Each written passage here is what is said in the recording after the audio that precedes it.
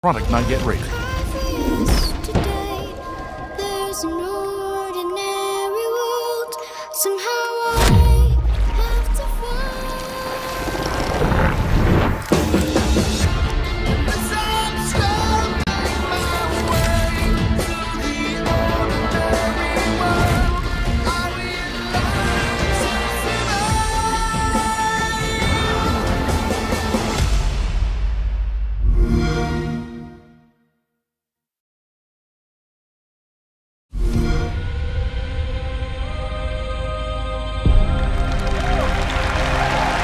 Welcome to E3 2017.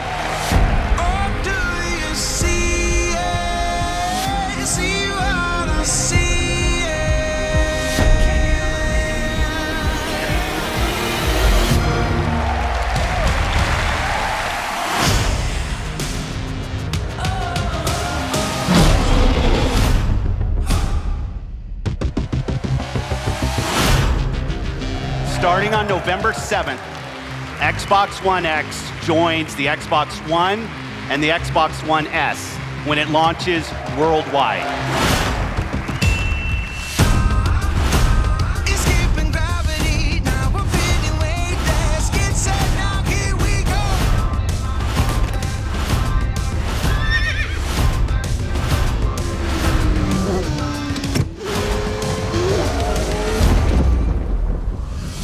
I can't believe it. Oh, do you see it? Here we go.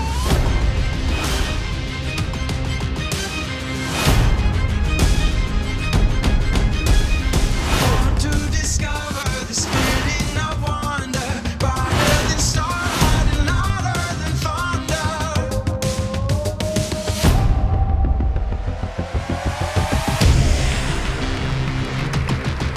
Even if you haven't made the jump to a 4K TV yet, the new 4K games you see on stage today will look better on your 1080p TV than anything you've seen before.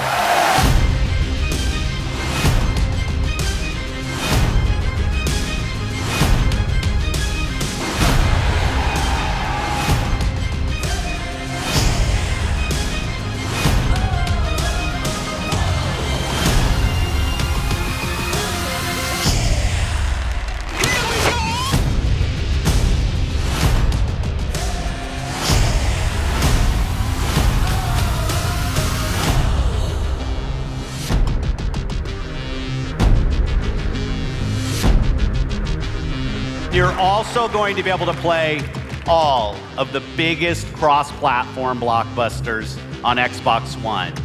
And every game will play great across the Xbox One family, and on Xbox One X runs every single game you've seen even better. Here we go.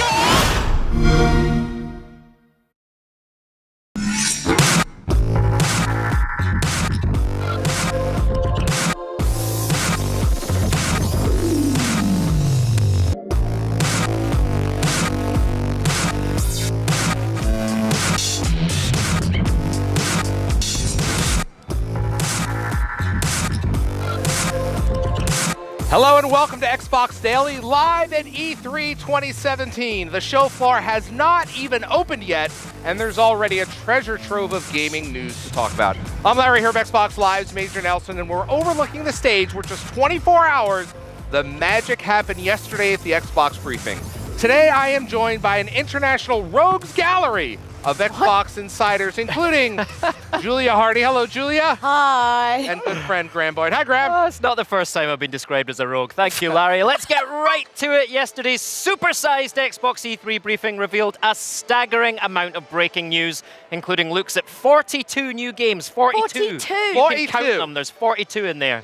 A deep dive into BioWare's latest Anthem and the unveiling of the monstrously powerful Xbox One X. How good does it feel to say that out loud, Larry? So Xbox One X, I love it. And we're here to go in depth on all the big announcements.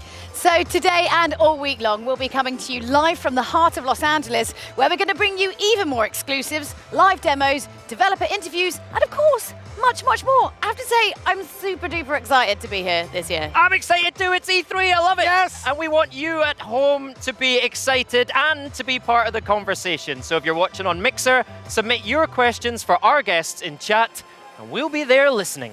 Wow, and of course, all week long, if you watch Xbox Daily live at E3 whilst logged into your Mixer account, and of course you've linked your Microsoft account, you'll receive the Mixbot, which is a digital goodie bag full of Xbox games and downloadable content. Winner! We want you to hang out with us, and as a reward for watching on Mixer, we'll be giving away all sorts of gaming goodies this week. So, the easiest way to get involved is go right now, mixer.com/Xbox. What are you waiting for?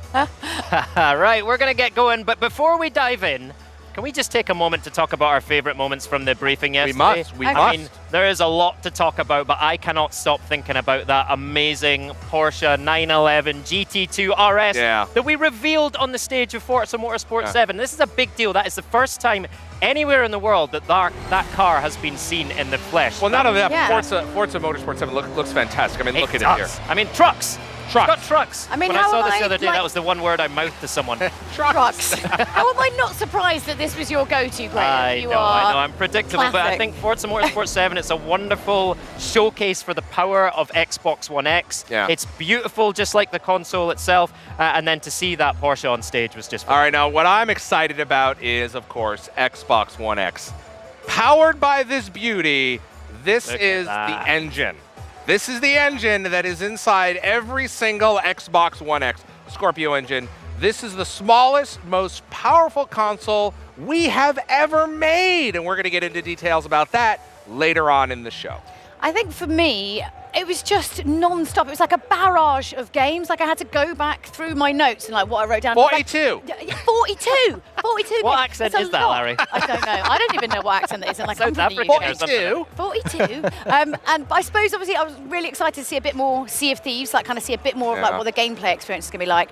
But then, of course, Anthem and Metro Yes. both got me very, very excited. And the thing I loved about Metro and Anthem, both Yeah. big surprises. I was not expecting them at all, and I Yeah. love that about E3 when you get those moments that genuinely take you by surprise. All right, we need to Absolutely. stop talking Sorry, because yeah. we are coming to you live right now from the Xbox Showcase, where media and fans, select media and fans, are getting to be the first people ever to play some of the games that were featured in yesterday's briefing. So let's send things over to Kate Yeager, who's right in the middle of the madness. Kate, what are your highlights so far? Okay, it's got to be top of the list, has got to be the back compat for the original Xbox. As an owner of the original Xbox, I can tell you it was fun to see how Phil had to stop what he was saying in order to make room for all of the audience applause. And I know I am not allowing. But enough about me. We've got a great show coming up, and I'm super excited to be part of our coverage all week long. But there is so much to talk about that we recruited some of our favorite Xbox insiders to help.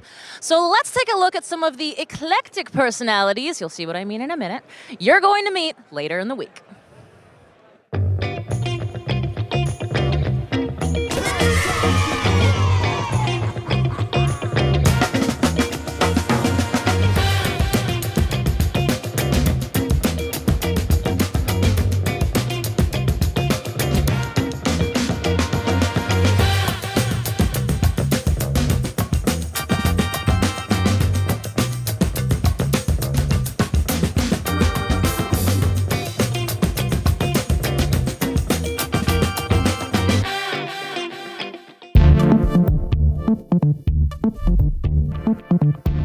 Welcome back. As far as I know, the Pug is not included in the presenting lineup. I just want to clarify that. So yesterday, we got a closer look at the long-awaited Crackdown 3, now with more Terry Crews stepping up his boom. So joining me to go in-depth on this amazing, destructible sandbox world are Nicole Fawcett, who you just saw in that video there. Well done, Nicole. And Clint Bundrick as well. How are you both doing? Welcome to the E3 Daily Show. Thank you. Thank you. Yeah. I appreciate Very that. I've been excited. I like it. Working on my book. So we can't talk about Crackdown without talking about destruction, right? So first of all, let's talk about the cloud-based computing that allows that maximum 100% destruction of the environments. So our cloud-based destruction that gives you that 100% destructible environments, the things we've been showing, that is our competitive multiplayer experience. We're going to be talking a lot more about that in the future. It's a big part of Crackdown 3. But E3 for us this year was all about campaign. People hadn't seen anything for campaign. We wanted to show that that Crackdown was back, that orbs were back, and we make that playable for everybody. So our campaign is playable online 4-player, but also offline single player. The idea being that in campaign, you save the city, in competitive multiplayer, you wreck it. All right, fantastic. Right, so many huge Crackdown fans out there. It has such heritage. But if someone's never played the Crackdown series before, explain what's so exciting about the game's return. Crackdown is this bombastic, open world, kind of crazy sandbox, right? Where you combine these superhuman, superhero style abilities where you could jump over entire skyscrapers and pick up and throw fuel trucks. You combine that with insane amounts of verticality and with a completely open world that's open from the beginning, where players get to dismantle a criminal empire in any way they see fit, and all of that ends up with a very unique experience. We like to say from zero to hero is the best way to describe it. Crackdown is all about being OP all the time.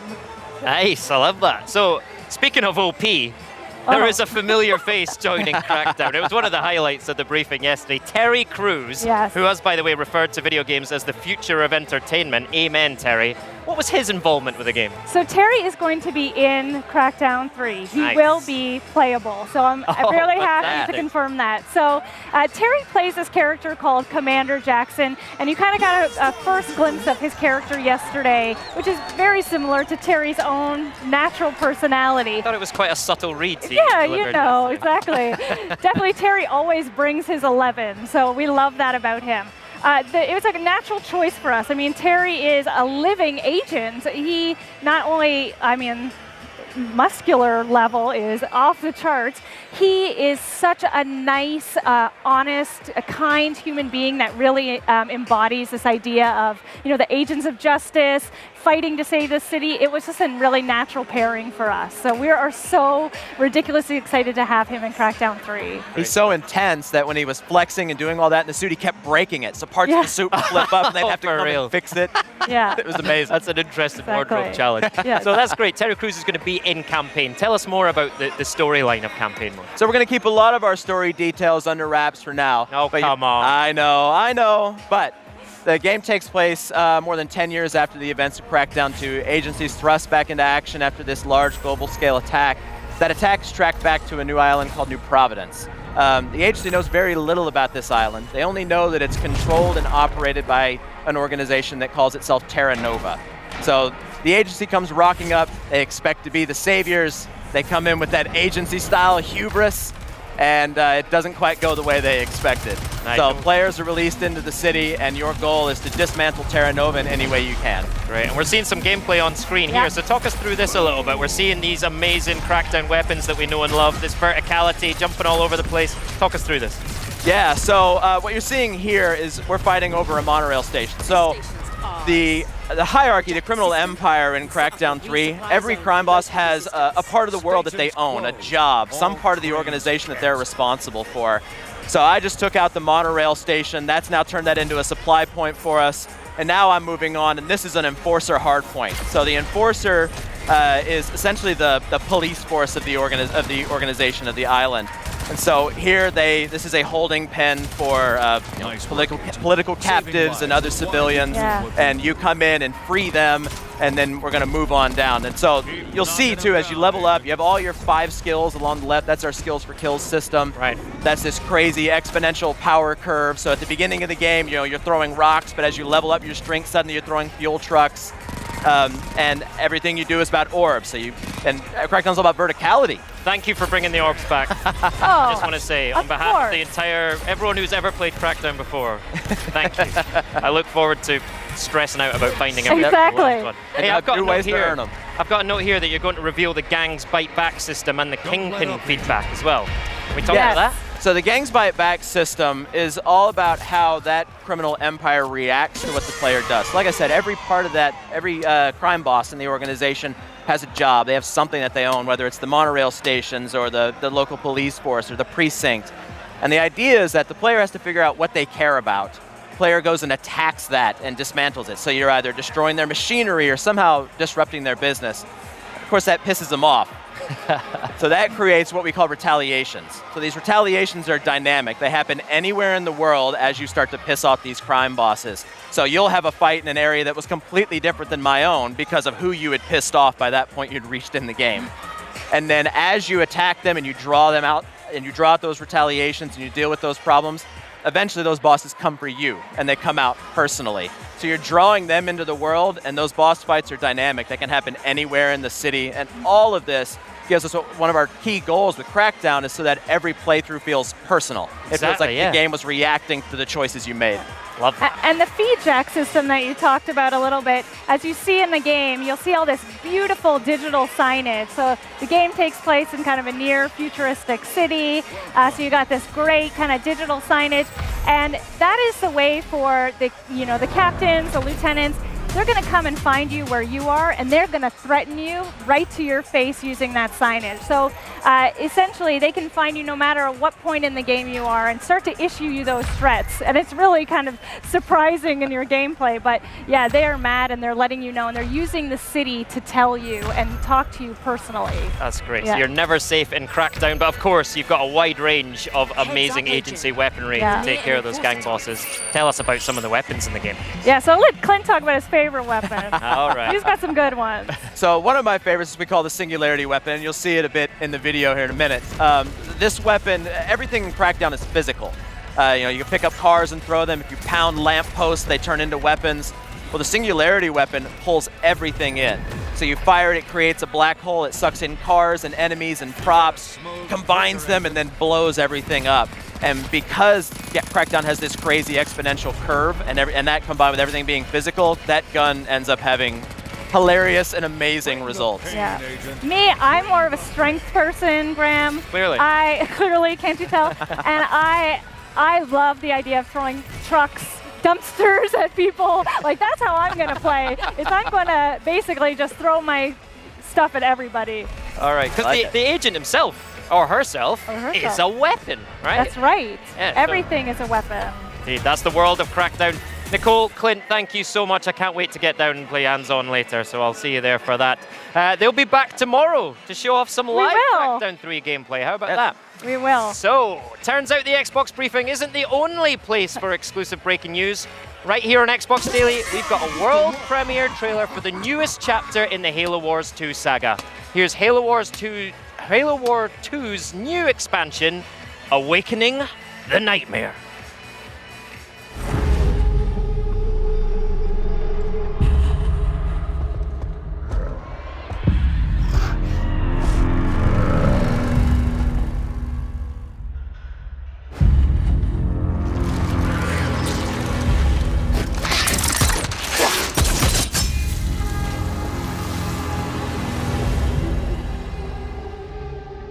I told you not to go inside.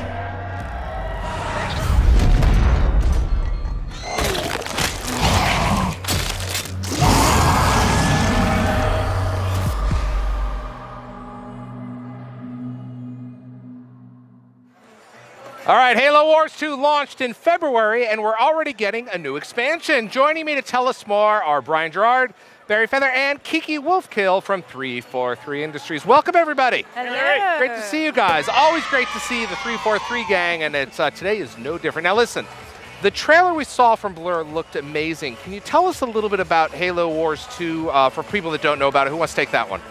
Barry? Oh, you're in Halo Wars 2. All right, So, Barry. EP right here. So Halo Wars 2, the original, we were UNSC fighting the Banished. In the expansion, we actually flipped that over on its head. We are fighting as the Banished, and we have an opportunity to play the bad guy. It's always fun to play the bad guy. Sure. And so I think that fans will be really excited to play as the Brutes, to have that kind of power. I have been playing, I've been involved in the Halo universe for a long time. Not as long as Brian, but I saw the Flood in there. What's that all about? Flood are a great enemy. The Flood are very terrifying. We've seen it in other Halo games. The Flood are coming back here. The Flood are, a terrifying enemy. The Nightmare Awakened. This is the whole point is we have to put them back in their bottle, because if they get out, bad things happen. The world ends with the Flood. Now, you kind of alluded to it earlier, but for folks that aren't familiar with the Halo universe, why is the Flood, why is it a big deal for Halo fans? Mostly because they can wipe out all sentient life in the universe. Small thing like that. Right. No big deal. Yeah, no big deal. I mean, we haven't seen them since Halo 3. And I have to say, because we played in the studio the other day, that like swarming infestation mechanic, like, you have a really visceral reaction to, right? You have get it out, get it out, get it out. Yeah, right? and you definitely don't want to be infected. So so it's kind of cool because it's such a classic element, and we get to see them come back and play them in a way that's super different from we've experienced them before. Barry, what else can you tell us about this expansion coming up? So again, there is the Banished campaign against the Flood. We have some new Blur cinematics. You saw a little bit of a teaser of the Blur work there. We'll have some more of that. We have 2 new leaders, 2 new Brute Lieutenants of Aatrox that will be playable in the Banished campaign, but also in multiplayer. On the show floor this week, we have Terminus Firefight, which is a new mode in the expansion. Swarming. Look at them swarming. You can see it right there.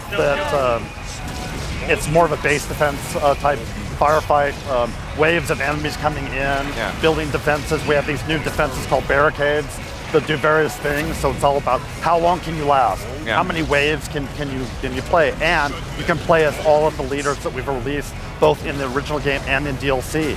So there's all these different tactics, and there's different. It'll be 3v3ve cooperative. So I'm Jerome and Aatrox, and how they work together, and all of those interplays will be super awesome. So I want to point out, there's a lot of components to this, but there's a huge addition for the campaign and multiplayer. So what are some of the bullet points for each one that we can go over? I'm not going to speak to your game, my friend. Yeah, sure. I mean, that's what we're talking about. There is a full-featured campaign experience from the Banished. So you play the bad guy, as Barry said. You'll encounter the Flood. So there's going to be, how will Aatrox be able to face this new ancient foe? We'll find out. On the multiplayer side, beyond Terminus Firefight that Barry just mentioned, the team's coming out with 2 new maps for the classic multiplayer mode that's already in Halo Wars 2. But the best part is, those are going to be free for everyone. So if you already own Halo Wars 2, later this fall, you're going to get 2 more maps that are playable for Deathmatch, Strongholds, and Domination, just to make sure everybody can keep playing together online. Now, Halo fans that have the Season Pass, what's up with them? Yeah, Season Pass is still going strong. So we have been putting out content every month, new leaders, content updates, new features. Recently, Barry and the team added HDR support for Xbox One S, for example. If you have an Xbox One S and you have a 4K TV with HDR, it looks glorious. It is amazing. But we still have 4 leaders yet to come with the Season Pass, 2 of which are playable here at E3. All right. I think we're going to reveal that right now. We have Commander Jerome and the Arbiter. Exclusive. Both playable now. They'll be coming out later this month. And then we still have a few more leaders on tap and a special 2-campaign sort of add-on expansion that Season Pass holders will all be getting in the months to come. Now that's great news, but the other part of this is there's tremendous excitement around Halo Wars 2 in the esports community. Kiki, tell us about that. Well, we've got a couple things going on in July, but we have our big HCS. Both our European and North American finals are happening at DreamHack Atlanta. So that's going to be a huge event. We have a $200,000 prize pool, but what's really cool is that prize pool is partially funded by crowdfunding, and the other thing is it's the first time we've had our Pro League and our Open Circuit together, so literally anyone could win the $200,000. So that's coming up on July 21st. Where do there's a lot of stuff that just happened. Where do people go to check it out online? So they can go to halo.gg. Is probably the best place to go, but obviously twitch.tv/Halo and Mixer. Obviously, we're going to be big on Mixer. All right, you guys want to take one question? We only have time for one question in the community. How's that sound? Sure, let's do it. All right, from the community, we have Roger1519. Will you ever be able to play as the Flood in a Halo game?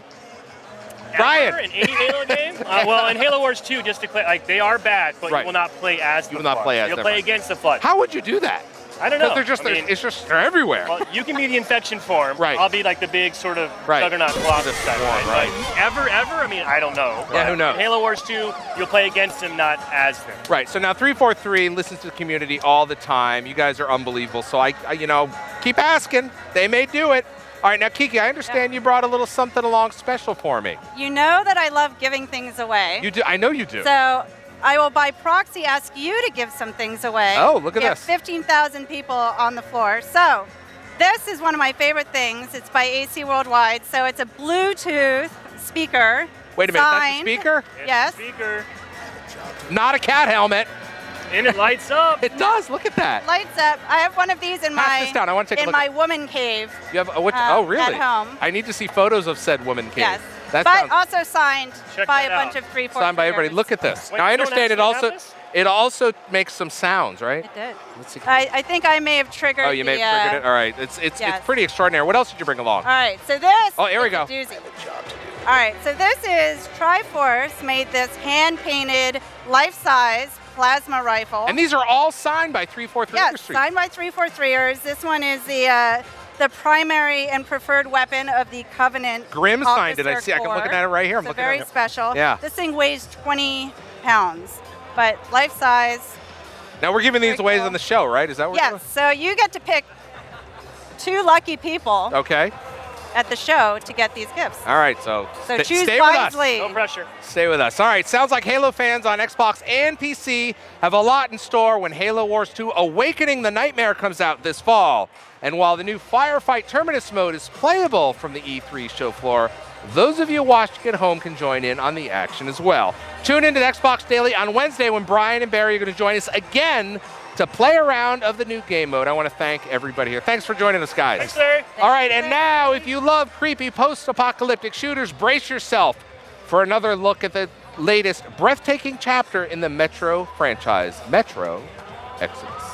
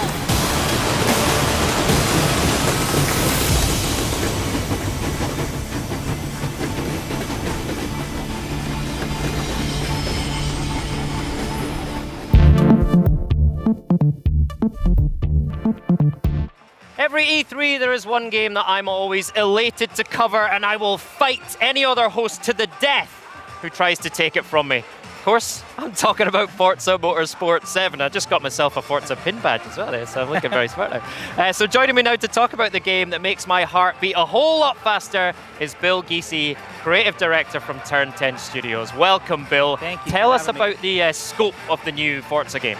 This is the most technically advanced, most beautiful, and most comprehensive game we've ever made. We have over 700 cars, the largest collection of Ferraris, Porsches, and Lamborghinis of any racing game. We've got over 30 environments. We've got a brand new campaign mode, which I'm really excited about, called the Forza Drivers Cup. And this campaign mode is geared towards an authentic motorsport, series point scoring. Players will have race link tools, and they can take, the cars through these, the 700 cars. We have these amazing car divisions that they can build and tailor their campaign however they see fit. You're really writing your own motorsport story here. It's absolutely incredible. And then again, not only with the authenticity of the scoring, they're going to get trophies and some really incredible rewards. Excellent, love that. Now we saw a phenomenal Porsche on stage yesterday. Right? That was an incredible moment. But we know that Porsche's bringing some incredible vehicles as well as the 911 GT2 RS. Yes. Tell us about the relationship we have with Porsche and the vehicles they're bringing. Well, it's great to finally be able to announce Porsche. We've kind of kept it under our hats for a while now, but being able to announce the car was huge. And Porsche, they've got the winningest driving team. They've won so much, and their community, the way they interact with the community is. It's unprecedented, and so it was a natural marriage between the two. And to be able to bring the GT2 RS to the world was great.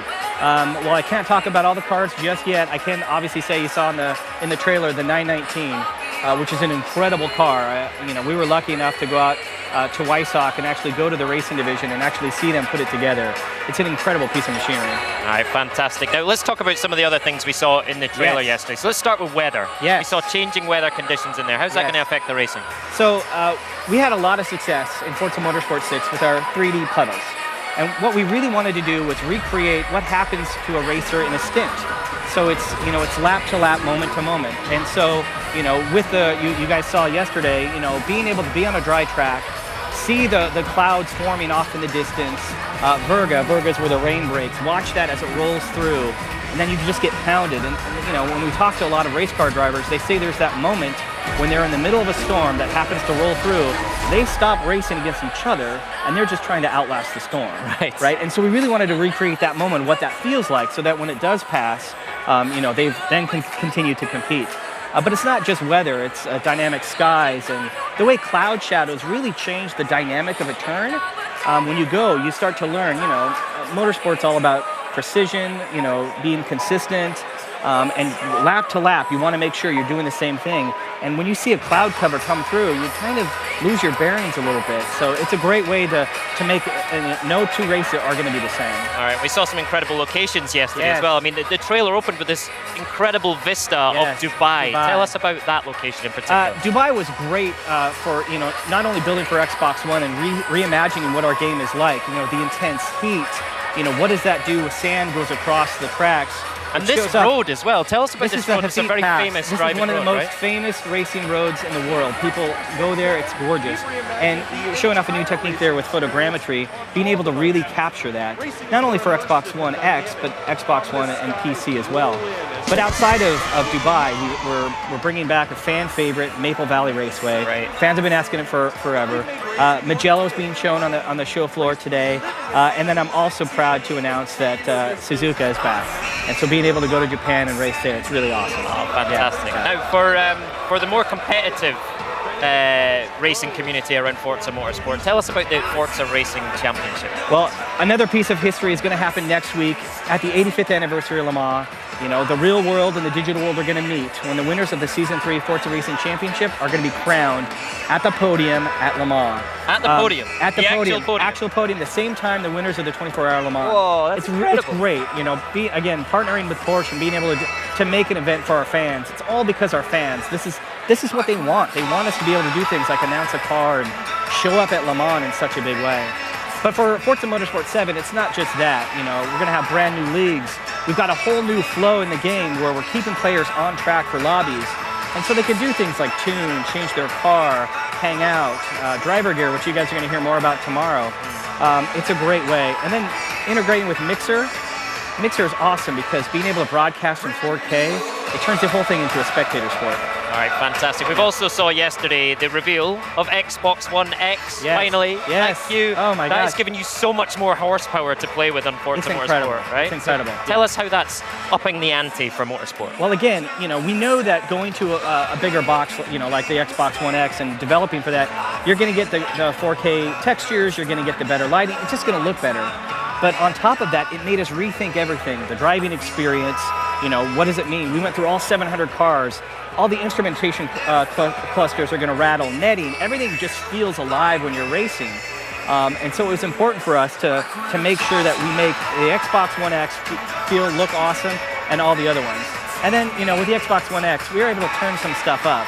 Grass density, particles, it just, and more than anything, HDR. I'm going to just sing the praises of HDR.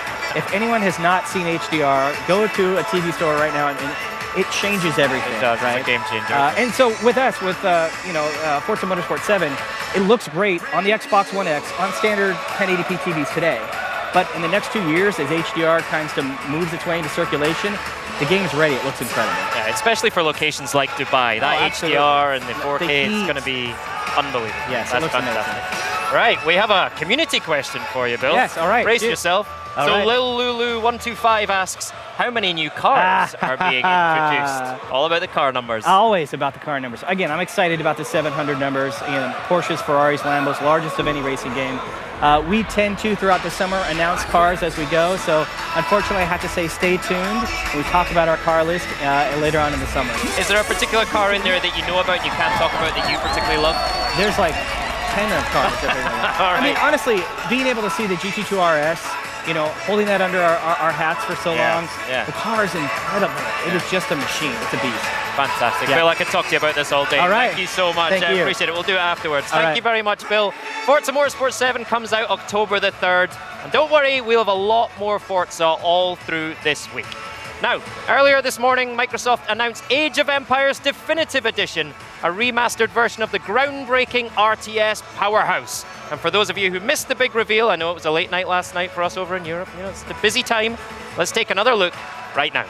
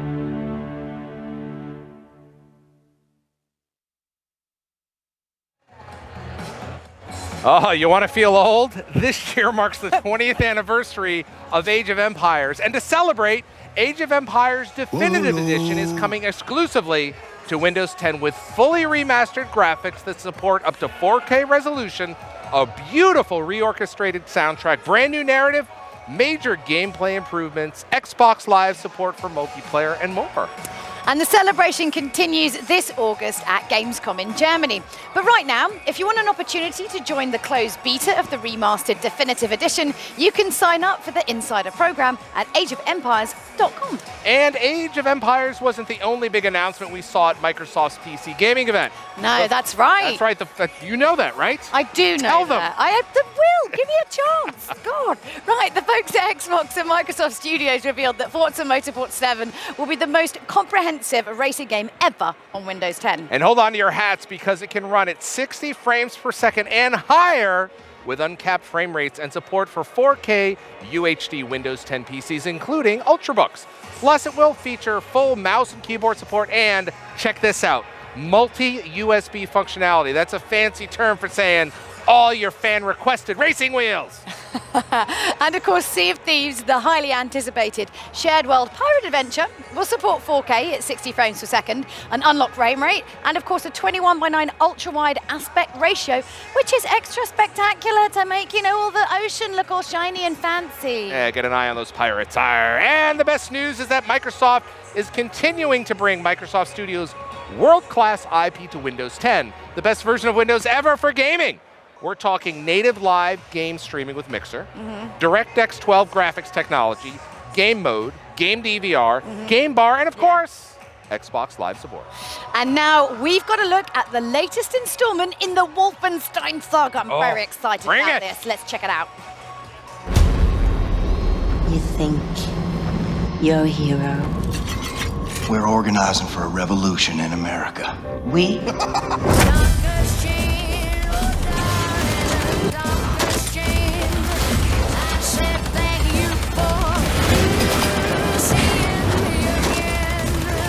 You take freedom away from the American people, you're playing with fire.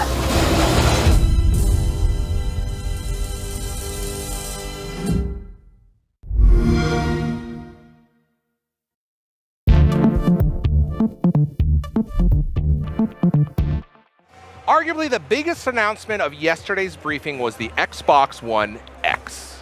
We're talking true 4K Blu-ray playback and the fastest, most advanced console processor ever in a tiny little box. To break it all down for us, please welcome a good friend of mine, General Manager of Xbox Games, Mr. Aaron Greenberg. Aaron, what's going on with this shirt you're wearing? Yeah.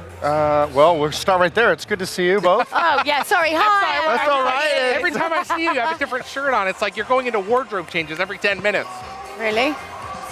I got 6. I got 6 teraflops, Larry. Have you That's got what 6 it takes to teraflops? power the most powerful console in the world. Yeah. Wow. Hey, this is illegal in some countries. Really? It doesn't matter. We're bringing it to the world, Larry. We're very excited. I want to talk to you, Aaron, because you've been to many E3s like I have. Yeah. What are you most excited about? Well, I remember 16 years ago when we unveiled the first Xbox here at E3. Yeah. And at that time, we came with a box that was more powerful than anyone else had on the market. And to come back 16 years later, after thousands of Xbox games have been built, and to unveil Xbox One X, a system with 40% more graphical power, 60% more memory for developers, a massive leap over anything people have seen, and really usher in true 4K gaming, that's something I'm incredibly excited about. But of course, it's not just the hardware, people want to see the games. Of course. Well, yeah, speaking of games, obviously there was a huge amount of stuff that was announced yesterday. It's like, what's kind of some of your favorites? What have you got your eye on? Well, first, I think we really need to show people what true 4K gaming looks like. And to me, the killer app for Xbox One X has to be Forza Motorsport 7. Yeah. I mean, it's running at a native, true 4K, 60 frames per second, to be able to unveil the fastest production 911 Porsche in the world on our stage. That was mad, and then yeah. let you drive the new cover car in the game. Something we're incredibly excited about. But, I'm a big fan of Crackdown. I played the original.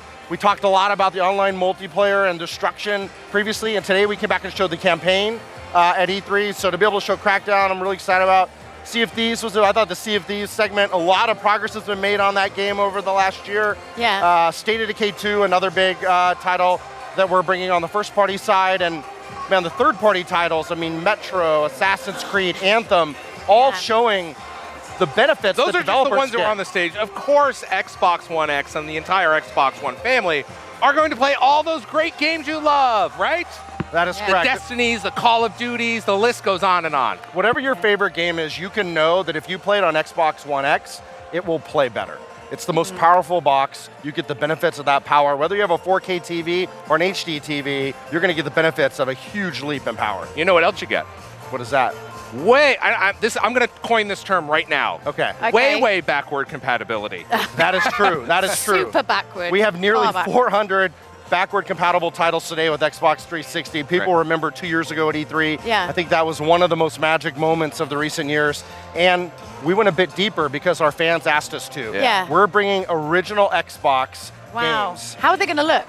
They actually look great. We have Crimson Skies running here. Yeah. Last night we were playing Crimson Skies. We were able to system link from an original Xbox to an Xbox One, which is really incredible. So it's really fun to be able to now have 3 generations of games all playable on one box. It's a whole family of people We brought the whole generation. family together. Yeah. And so for people that are fans, it's great. For folks that are newer to the Xbox family, you'll be able to play those games for the first time. And it's not just a benefit for Xbox One X, Xbox One S owners will also get the benefits of all those titles as well. Right. So what's actually going to be like upgradable at launch then in terms of the... We are going to wait to reveal all the details. Oh, We like come to- on, you're here, We have you to could keep just some tell suspense us. between now and No, holiday. I want to But we know did show now. Crimson Skies, which is the #1 fan Yeah. favorite. There's a big library of titles there. We have an incredible engineering team there that's worked on back compat, and they've solved how do we actually then go one generation deeper with the original Xbox games. But the discs will work.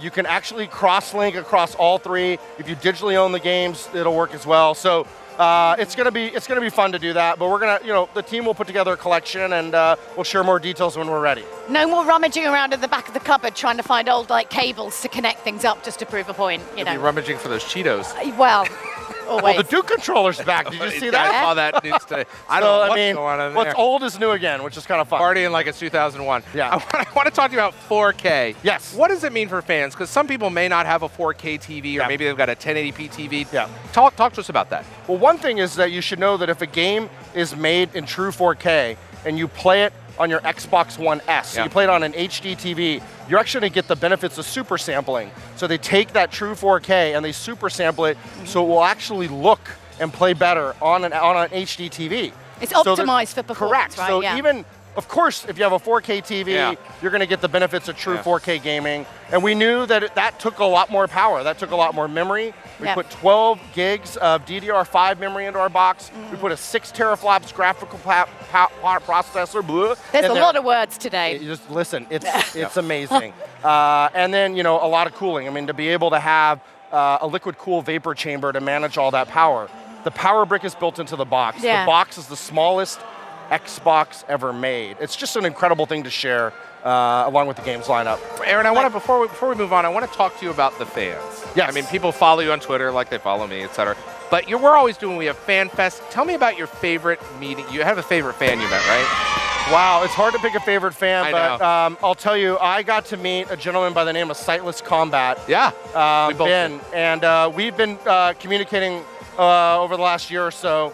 And he plays Killer Instinct. He's completely blind. Yeah. And he plays Killer Instinct just by the audio cues. Oh, wow. He's actually quite good. And he joined us at Wow. the briefing. Yes. You so can see it. You can see we're talking to I him here. invited Ben to E3, and with some support actually from the government in the UK. He Yeah. was here. We hosted him, and the team actually put together a special haptic chair Yeah. that was programmed so that all the rumble and effects, when the Forza car hits the wall, you could feel it. He felt so it. Ben was actually able, in many ways, to feel what he couldn't see, and he was able to experience all those same moments of the briefing.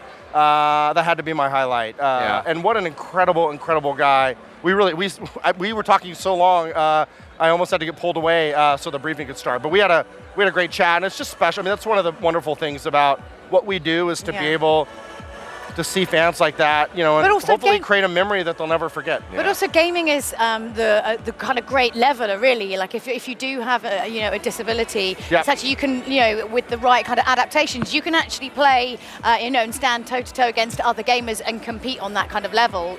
So it's quite fantastic. No, the power of gaming is impressive. I mean, Larry and I earlier this year went and helped bring a lot of gaming carts to children's hospitals in Seattle. It's the biggest donation in the history of Gamers Outreach. And kids that are going through those things, it's great to be able to do that. You're right. Steve at Able Gamers is a good friend as well. The stuff they do to help people experience gaming. I mean, gaming is a major form of entertainment, and everyone should be able to enjoy that. And so really, that's important for us as we think about the type of community we're building, really building something around gaming for everyone. And I definitely have a lot of passion there, so I personally do donate time outside of work. And I know, Larry, you do as well. And it's one of the most rewarding parts of our job, to be honest. Oh, wow. Well, we could talk about this all day, honestly. I really could. But anyway, so the Xbox One X is available November 7th for $499. And for fans who want to get a closer look at the Xbox One X in person, but you're not here at E3. Right. You can feast your eyes on display units in Microsoft's flagship stores in New York, Sydney, Australia, and Century City in Los Angeles. And remember that you can chat with us and ask questions for our interviewers over at mixer.com/Xbox. PS will also be giving away some free digital goodies there. So go on, get. Can we win? No, we cannot win. Oh well. And now let's send things over to a lady who does love a good mixer. So I've heard. It's over to Kate. Cheers. Well, I am here with the creators of the beloved indie Ori and the Blind Forest. We've got Thomas and Gennady here. Guys, thank you so much for being here. First question I have to ask, what was it like watching the composer on the piano on this stage behind us at the briefing? Well, as creators, you get to see the content you're making for, I don't know, probably like 2,000 times, 3,000 times, something like that. So at some point you get a little bit numb to it. So for us to be here and see, when the stage turned and Gareth appeared and he started playing these opening chords, I saw Thomas tearing up. It's just electrifying and really emotional for us. And it's not an easy thing because, we've seen the asset so many times. So I think it went great. It sounded better than we've ever heard it in any of the earlier mixes. So it's just awesome. Thomas, is that right? Did you tear up? A little. I saw it. It happened. Witness. Excellent. Well, guys, let's talk story for a minute. What can fans expect from Ori and the Will of the Wisps, which is going to be coming out here soon, not too long from now? What can they expect story-wise? So we actually can't talk that much about story. Don't want to give anything away. But if you actually played Ori and the Blind Forest and you looked at the teaser for Will of the Wisps, there's a lot of things there where you could make connections and already figure a couple of things out. So we just want people to speculate a little bit. I like that. Now, it has to be said that Ori and the Blind Forest is a difficult game to master. The Ginzo tree alone, I can't. My question here is, can we expect the same difficulty in the Will of the Wisps? We definitely like challenge. So that feeling of accomplishment when you actually finish the dungeon or something really difficult, right? And you're like, oh my God, that was me, I did this, that's awesome. We still want to keep that, but at the same time, we want to make sure that, there's no hard stops anymore for people. So it's more balanced this time around.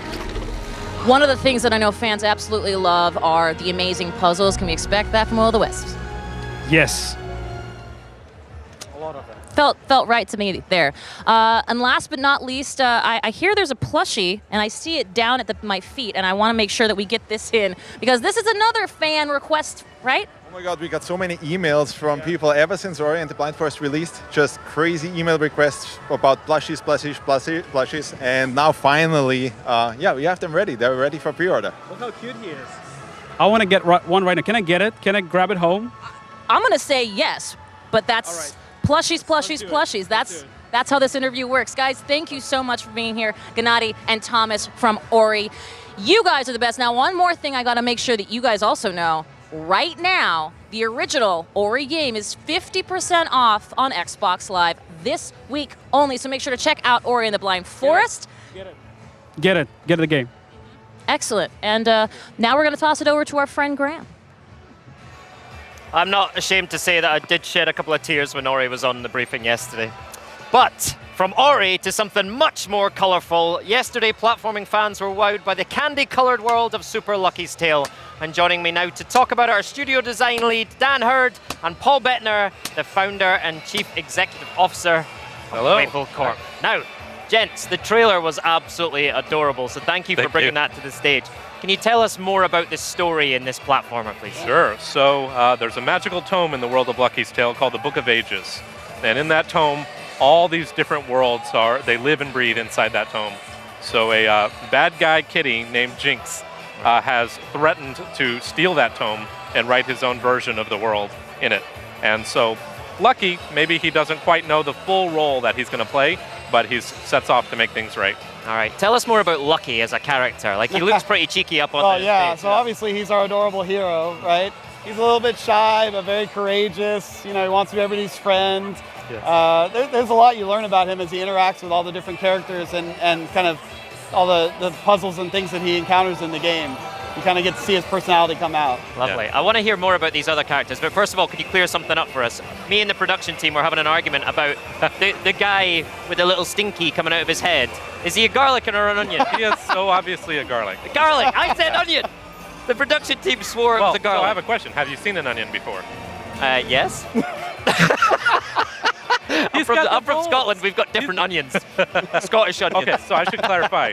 American garlic. American garlic. Well, that clears it up, doesn't it? Okay, so tell us about him and the other characters in the game as well. Right. So, you know, one of the big things that we wanted to bring out was not only do we have many more ideas about different worlds and characters to meet, we wanted just the depth of interaction to be a lot more than in the first Lucky's Tale. So we have more characters, even Jinx.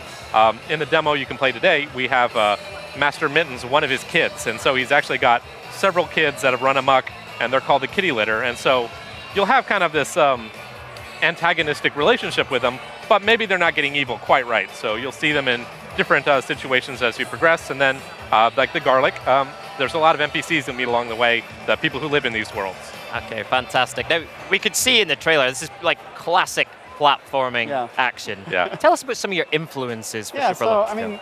We all had this experience growing up, right, where some new hardware would launch, some new console, you just can't wait to get your hands on it for Christmas. It's under the tree, you open it up, and it's like, what's the first thing you want to play? It's just a colorful platformer that's all about collecting coins and you know, these enchanting characters and all this.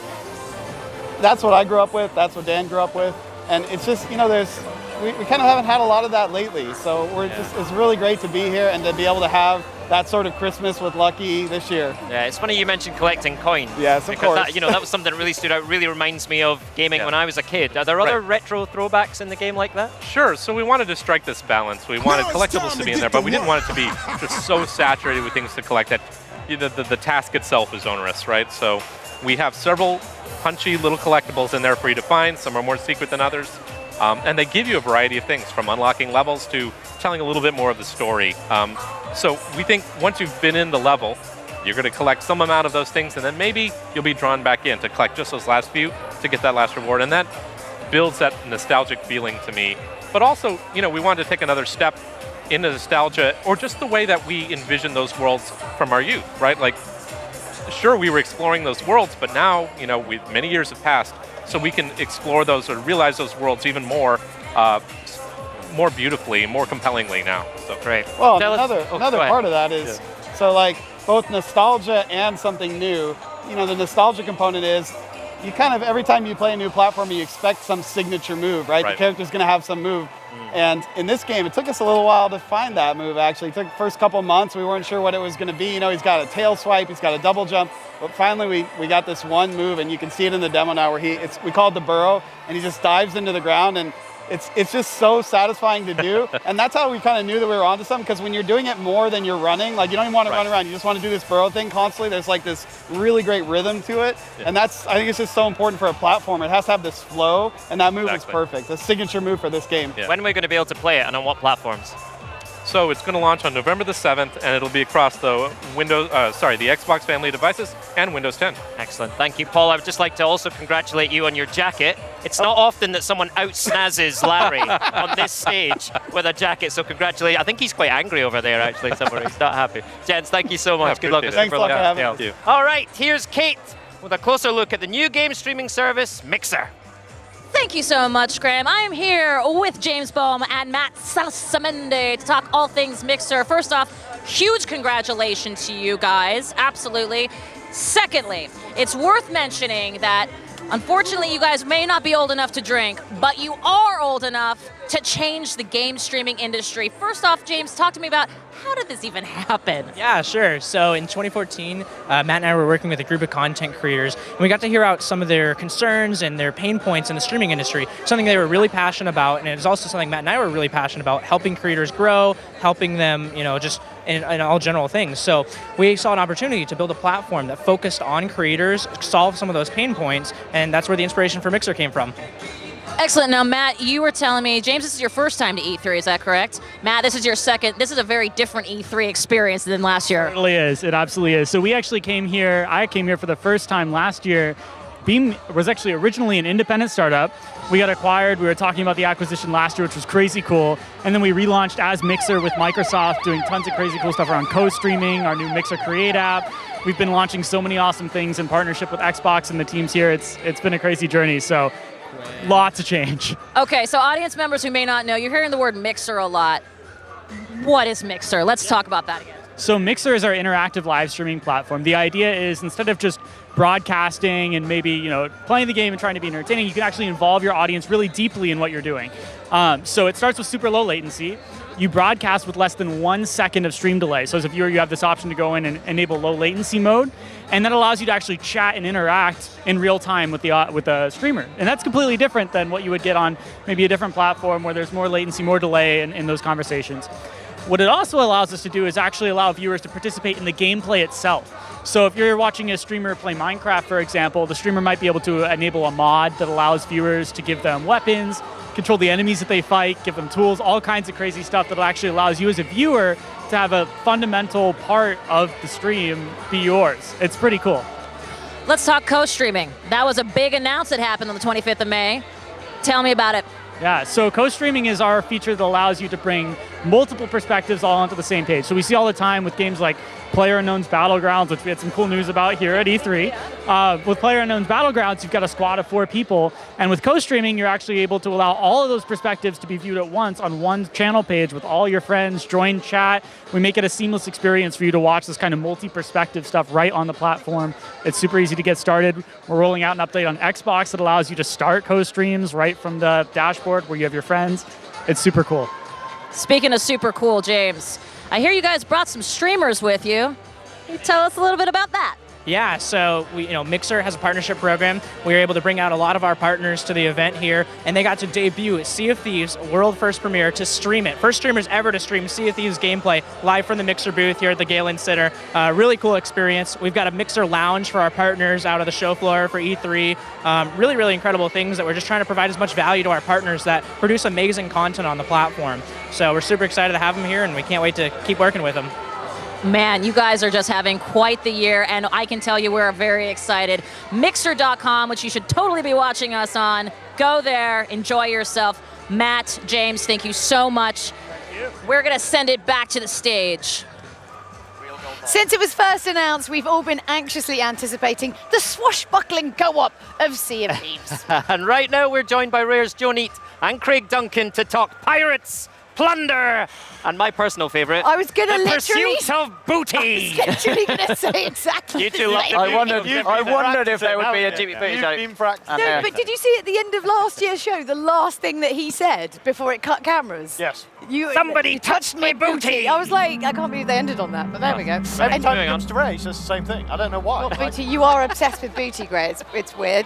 Anyway, so we saw lots of new stuff in this year's footage. Like, what can you tell us about how the game, as it kind of stands now? Because obviously, it's come ahead quite a lot. We've seen a lot more in terms of gameplay, like what we're actually going to be doing. Yeah, and I think like last year, Sea of Thieves obviously went down hugely well. Everybody loved what they saw in the ship battling and the drinking whilst drowning. Yeah, drinking whilst drowning. The incidents, but a lot of people were like, what do we do? Show me what I'm going to be doing. What are the goals I want to pursue in Sea of Thieves? So we were really keen to just show a typical adventure in Sea of Thieves, right? So with the briefing, with the walkthrough we showed, it's a crew going on an adventure, like exploring shipwrecks in the water, showing that there's just as much kind of under the sea as there is above the sea. That was surprising. Yeah.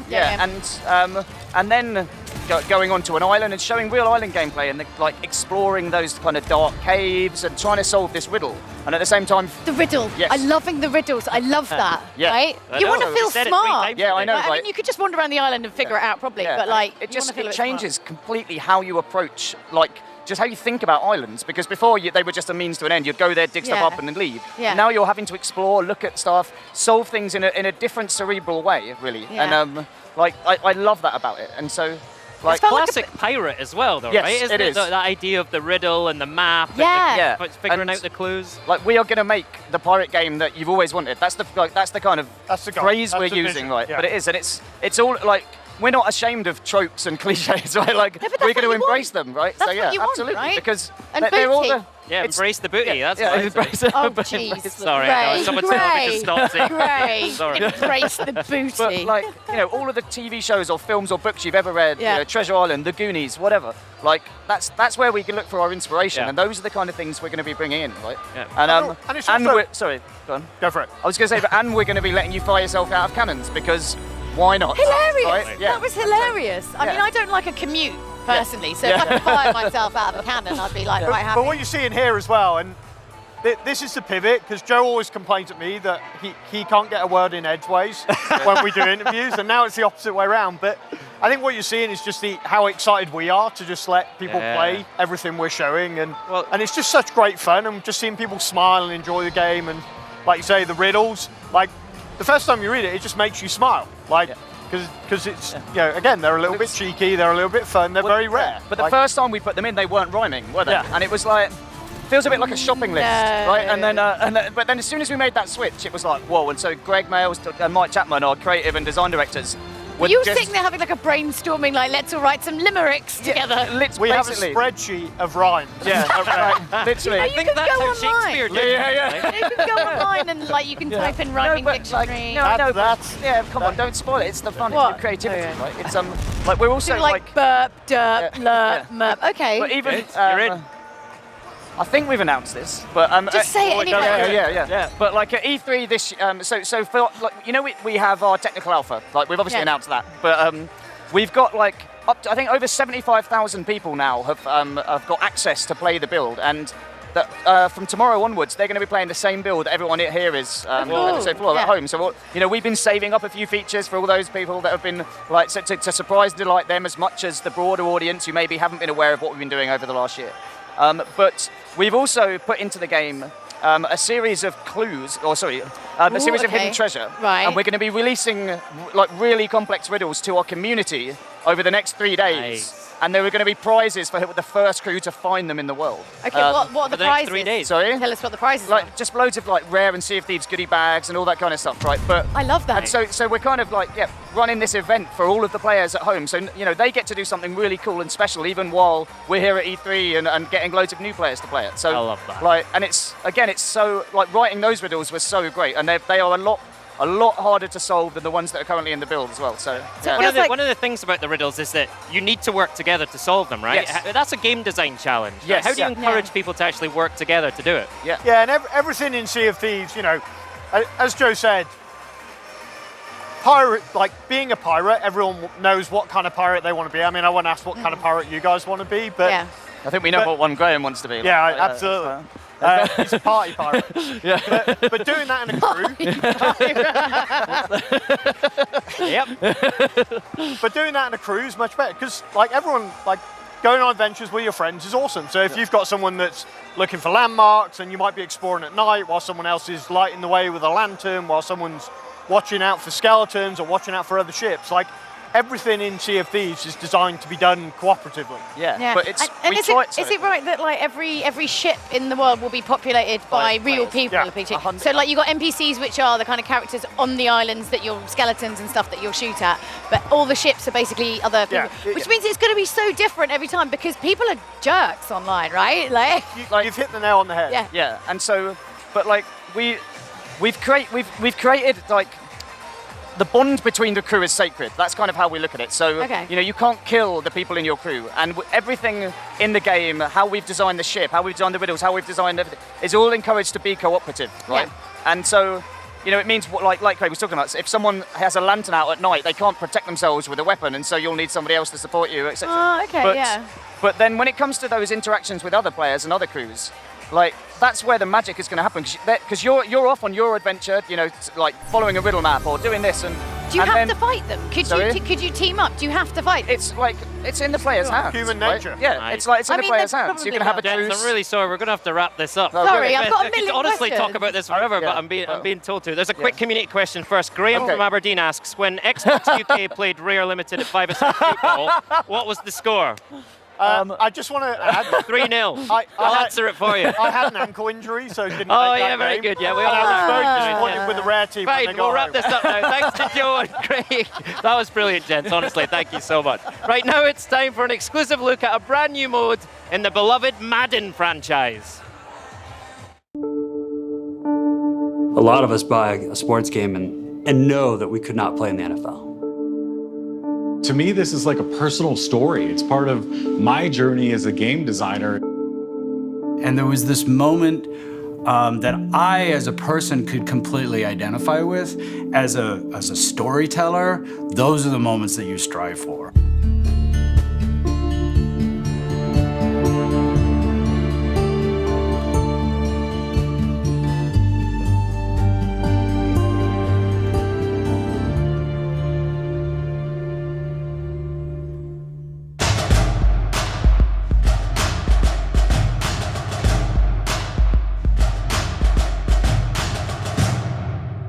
So Longshot is the first story mode in the history of Madden. We have the privilege to bring to life a story about a new character, Devin Wade. It's as if we put a sports movie into Madden. I really hope they get that feeling that it's a playable film. You can play just like your Madden, you're gonna learn about football, but in the end, the quality of what we've made is truly not just cinematics and sports games, it's a movie that we made. And the journey technically started 4 years ago, but it had been a dream of mine since I got into gaming in 1999. I think the whole team centers around that. You know, they really believe in what we're doing. My background is 25 years of feature films and television, 9 features and 2 TV series. What's very important in games, as opposed to films, is agency. Agency means I have the ability to control the outcome. I make decisions. I play the game, obviously, but I also make dialogue choices and those kinds of things. When we first started talking about Longshot, it was an idea that Mike Young had for years. He'd sat down and worked on the script and worked on the story, and he and I got together and tried to figure out, how do we take these moments in this story that feel a lot like montages from a sports movie? How do we turn those things into a game? How do we make it playable? How do we make it something that people aren't just sitting there watching for hours? For years, we'd done intro video. It was inspiring, but it was not interactive. So our goal at the Madden 15 one was show off all the great new features, put you on the field. And that was the breakthrough where the audience told us then, we like this, we want more of this. We've got gameplay that they've been asking for years. So 7-on-7 games, we've got high school games, we've got all these different mechanics. We have the end of the story is a really kind of special gameplay moment. And I think they all feel, it feels like Madden, but at no point do you ever feel like you're playing just the normal Madden experience. You know, they take Devin's journey, which is learning how to be a quarterback for the NFL, and they get these great lessons through the game mechanics they're probably comfortable with, quick time events, branching dialogue, and they ramp themselves up to being comfortable to play Madden at a level that makes them feel empowered through this story. The scenes change dynamically. People come in and out. There's a lot of cameos, a lot of color and richness and depth to it. That presented a lot of technical challenges. Result is the dreaded loading screen, right? You go in, you're in a story, you're in a narrative mode, and you hit this loading screen, and it immediately takes you out. Our engineers invented tech to make that go away. So this has been a true partnership with Mike. After we got the script, we really started to talk about tone, the palette, what this is gonna feel like, how we're gonna transition between scenes, and that's when we really start talking about the global cinematography of Longshot. So the weight and behavior of the camera is what viewers are used to seeing in a movie. It's what's familiar to them. So we knew that when we started to do Longshot, that we needed to have a camera language using the DCAM to interpret our story. If you were keyframing this on a computer, this would take hours and hours, if not days, to do one shot. I can do hundreds of shots in one day and have them be more authentic than anything keyframe. This particular shot is Devin getting out of the truck. If I close my left eye, the only world that I have in my viewfinder is our digital world, is the world of Longshot. Longshot's a movie. Longshot's a playable film. I'm able to learn, I'm able to play Madden, but it's through the viewport of Devin and his best friend Colt. When I sit and play it, I get emotional and I really care about it. It's part of the story, and trying to make those things hit home and really make you feel something as you're playing it, I think for me that's the most important thing. There was a moment in Longshot where all of these crazy lights, all the dots, everything kind of disappeared, and it was this fight between these two guys, these two best friends who really were the only people in the world that mattered to each other, and there was this intensity between them, this intense competition, and everything else, all the tech, everything, it just disappeared. Everyone can relate to Devin because people have at one point or another pursued their dream. Someone is going to watch this and you'll change their life because they will relate to Devin's journey. I really hope you laugh. I hope you get angry. I hope you get excited. I hope it's intense. I hope all of those human emotions come true in this experience. And if we've done that, forget about what medium it is. It's just good storytelling. One of the most delightful announcements of the last year's E3 was the colourful, customizable controllers of the Xbox Design Lab. And now I have a very, very special guest to talk about them. A man who isn't afraid of jarring colour combinations.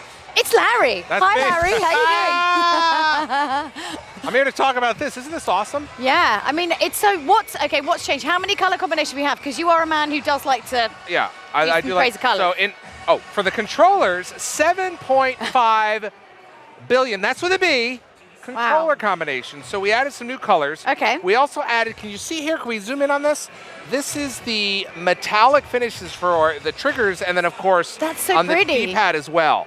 So doesn't that look delightful? And we added rubberized grips, which is one of the most one of the most requested items. And we have 4 new colors for the controller body, including, look at that, isn't that beautiful? Desert tan and mineral blue. Mineral blue. So delightful. 11 new colors for the thumbsticks, including ash gray, electric green, and lightning yellow.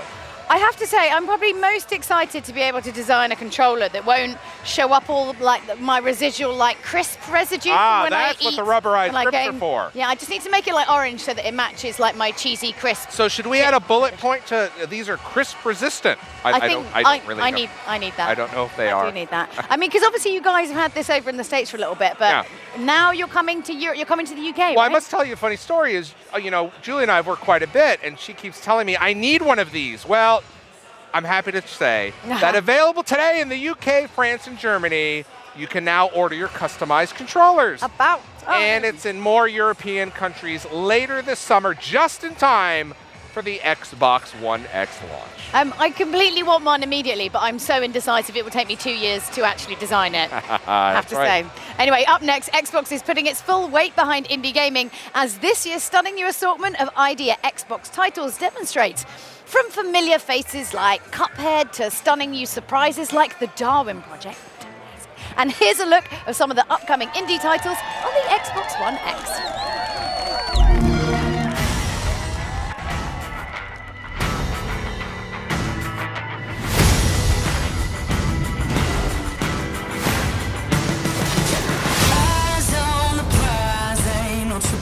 Up.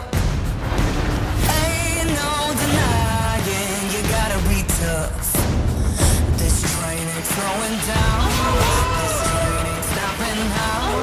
This train ain't slowing down. We got it all.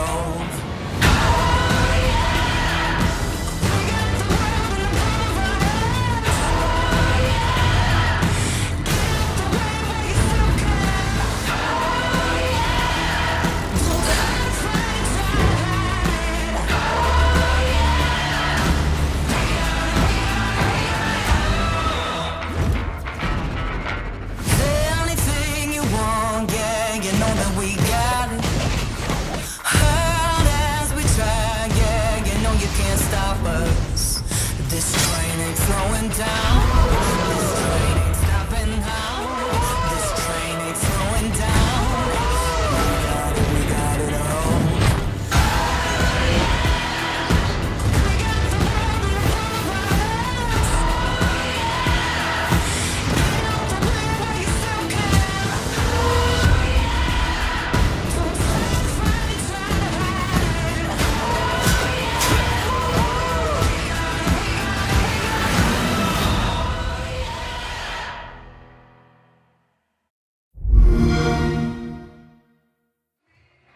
Okay, folks, it's time to shine our ID spotlight on a promising batch of upcoming indie games. Joining me now is Director of ID at Xbox, Chris Charla. Hello, Chris. How are you, mate? Good. How's it going? Yeah, really good. We're here at E3. I know, it's awesome. What could be better? So we've got so many games to go through, like tons and tons of ID games here at E3 and in our briefing yesterday.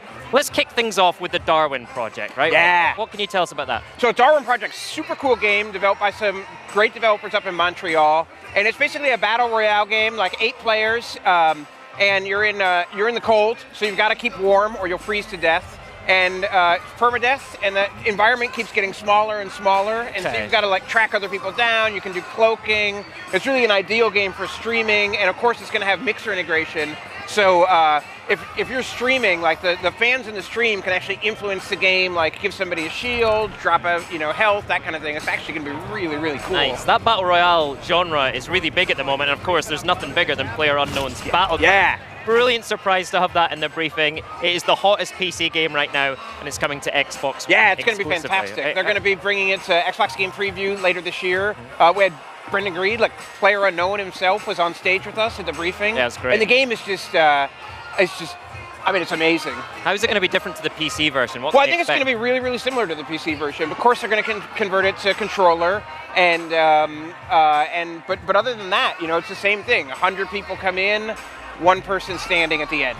And, there's different strategies. You can go aggressive, you can turtle, it's up to you. It's one of the things I love about ID is that you have big games like PlayerUnknown Battlegrounds coming to the servers, and it also gives smaller titles that people haven't necessarily heard of a chance to really shine, right? Yeah, we have games like, I'll just throw out Ooblets, which is a game that's going to be in the booth this week. And it's a really beautiful, sweet game. And it was made by 2 people in New Hampshire, and really, one programmer artist, and then, kind of business person, marketing person. And it's just a really pretty, charming game. And we have lots of games that are made by 1 person. It's kind of amazing. And a fantastic range of game. In fact, over 500 games. Yeah, we've released, through I think ID we're like in 560 right now. That's incredible. And we really have a game for, basically every single taste on Xbox One. Whether you want hardcore action, whether you want sort of more contemplative like exploration, whether you're just looking for really cool art and exploration. I mean, it's totally up to you. So that many games shipped through ID at Xbox already. Where do you go from there? 1,000, 2,000. I mean, Good answer. We have more than 1,000 games in development right now in the program, which is awesome. And I always talk about I love history, and so I look back in video game history, and I kind of mark 2008 is the year indie games kind of burst onto the scene. Back in the 360 era with games like Castle Crashers and that kind of thing. And it really started this indie golden age. And sometimes I think, oh, when's this golden age going to end? And I'm like, never. Like, not anytime soon. Yeah. Like, it's unbelievable. The stuff that's come, the stuff that we're showing at E3, this week, and then just the stuff I know is on the horizon.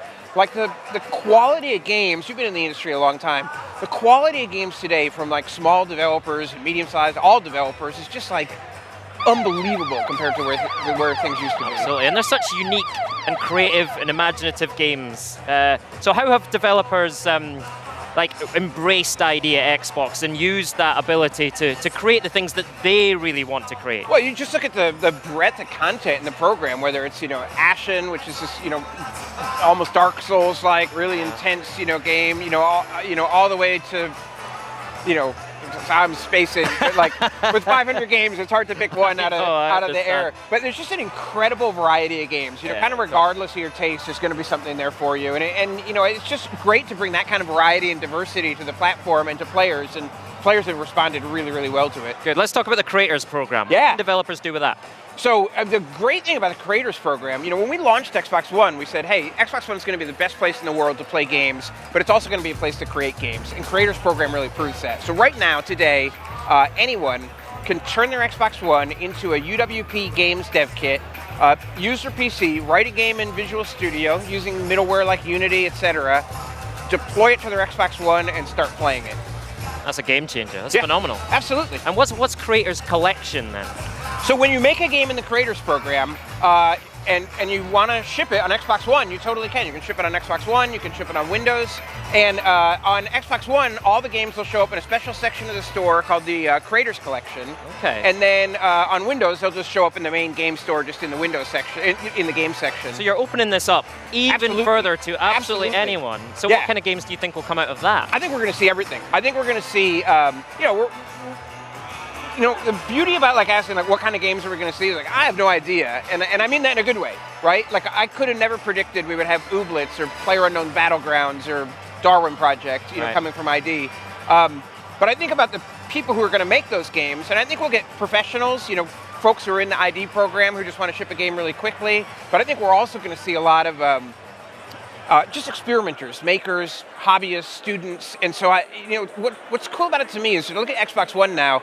There's a place to make games there from everybody from, giant, massive publishers who do these incredible blockbuster products, through to, medium-sized, small, even very small studios. And now all the way down to people who maybe this is the first time they've ever gotten a game running on a system, and it's on Xbox One, and they can just kind of like, nice. They don't even have to ship it. You know what I mean? Yeah. Like, I think there's something really to be said that just the act of creating a game, it teaches you so much about like what goes into it, and you can, if you want to appreciate a sport, I think you have to play it once or twice to really understand what's into it. And I think if you, download, what you need to get going with Creators Program, the Dev Mode Activation app, which is free on the App Store, and just get in there and try and get something running, like you're gonna feel a lot different when you play a video game because you just know a little bit more about what goes into it. Good stuff, right? I think we've got a community question here. I think we need to look at the monitor.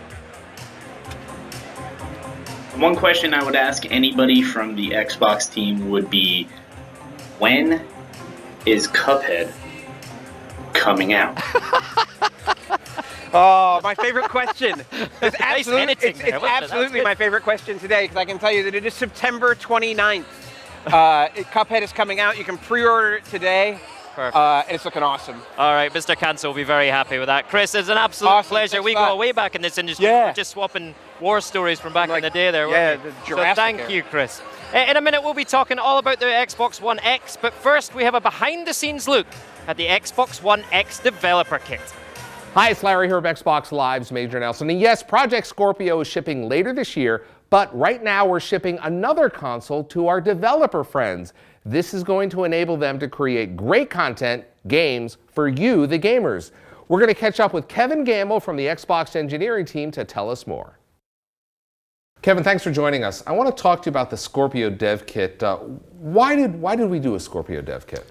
So Larry, when we went and kicked off Project Scorpio, we actually went on the road and talked to our third-party development partners and talked to them about really what they wanted in a dev kit. It's important to the team, kind of the way we think about the development process is to get the tools out of the way of the developer and really enable them to create the game they wanted to create and kind of in the vision that they wanted to create it in, and make sure our tools are out of the way.